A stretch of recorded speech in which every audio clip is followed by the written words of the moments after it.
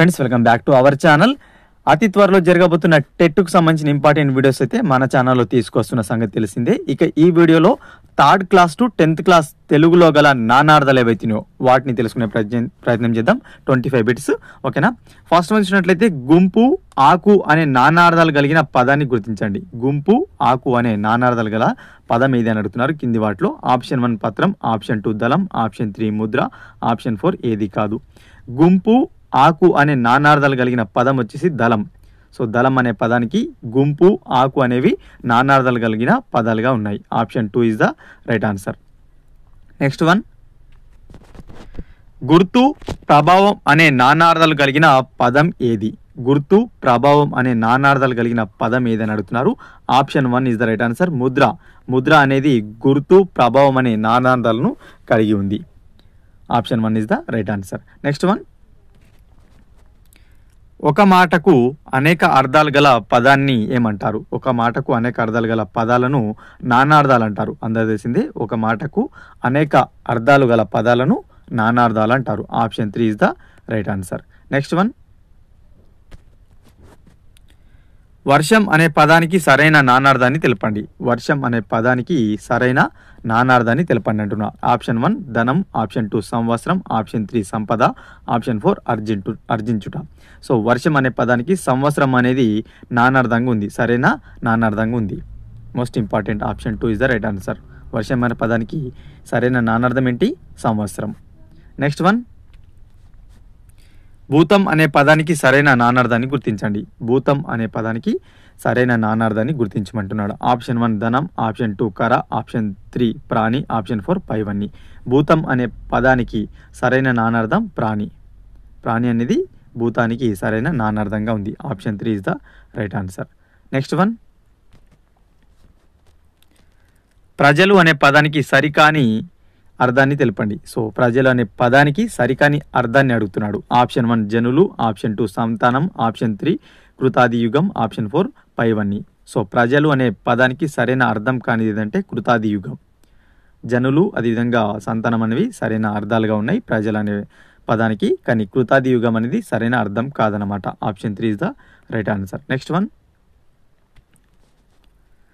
ధనము అనే పదానికి నానార్థం కానిది. సో ధనము అనే పదానికి నానార్థం కానిది అని అడుగుతున్నాడు. ఆప్షన్ 1 ఆవుల మంద, ఆప్షన్ 2 సంపద, ఆప్షన్ 3 2, ఆప్షన్ 4 పైవన్నీ. సో ధనము అనే పదానికి ఆవుల మంద, సంపద ఈ రెండు కూడా సరైన నానార్థం కావు, నానార్థ పదాలు కావు ధనానికి, ధనంకు.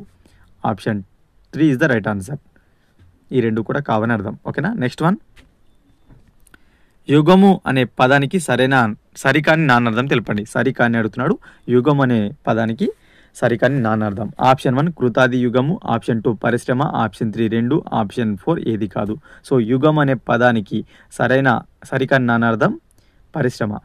పరిశ్రమ అనేది యుగం అనే పదానికి సరికాని నానార్థంగా ఉంది. కృతాది యుగం అనేది యుగానికి నానార్థం అనమాట. Option 2 is the right answer. సరికానిది పరిశ్రమ. నెక్స్ట్ వన్, పొలం అనే పదానికి సరైన నానార్థం కానిది ఏది? సో పొలం అనే పదానికి సరి అయిన నానార్థ పదం కానిది. ఆప్షన్ 1 కేదారము, ఆప్షన్ 2 వ్యవసాయము, ఆప్షన్ 3 అడవి, ఆప్షన్ 4 పైవన్నీ.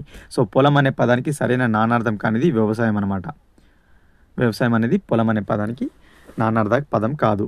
కేదారం కానీ అడవి కానీ ఈ రెండు కూడా సరైన నానార్థ పదాలు. Option 2 right answer. Next one, క్రింది వాణిలో సరికాని నానార్థాల జతని గుర్తించండి. ఆప్షన్ 1 అంకము అంటే ఒడి, నాటకంలో ఒక భాగం, ఉత్సంగం. ఆప్షన్ 2 అంగం ఒక దేశము, శరీరము అని అర్థం. అంబ అంటే పార్వతి అమ్మ. అదేవిధంగా అక్షరం అంటే పరబ్రహ్మం, నీరు. సో ఈ జతలలో 4 జతలలో అంకం అనేది సరికాని నానార్థ జతంగా ఉంది. ఒడి నాటకంలో ఒక భాగం, ఉత్సంగం అనేది సరికాని జత అనమాట. ఈ అంగం అనేది ఒక దేశం ఒక శరీరం సంబంధించిందే. అంబ అంటే పార్వతి అమ్మ సరైన నానార్థ జతనే. అక్షరం అంటే పరబ్రహ్మం, నీరు ఇవన్నీ కూడా సరైన జతలే. ఆప్షన్ 1 సరికాని జతగా ఉంది. నెక్స్ట్ వన్, ఈ క్రింది వాణిలో సరికాని నానార్థాల జతని తెలపండి. సో ఈ క్రింది వాణిలో చూసుకున్నట్లయితే ఆజ్ఞ ఏదైతుందో ఈ ఆజ్ఞ సంబంధించిన ఉత్తర్వు కానీ దండ కానీ భూమధ్య రేఖ అనే పదాలు సరికాని నానార్థ జతలుగా ఉన్నాయి.